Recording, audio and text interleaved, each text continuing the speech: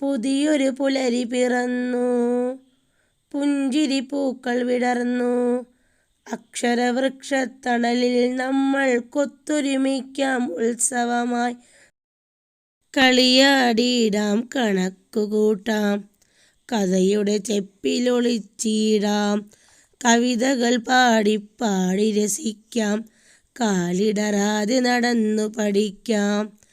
അറിവിൻ ജാലകവാതിൽ തുറന്ന് ആകാശത്തു പറന്നുയരാം.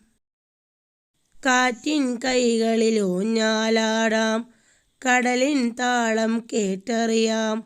മഴവില്ലെഴുതാം, മഴ നനയാം, പുഴയുടെ കുളിരിൽ അലിഞ്ഞൊഴുകാം.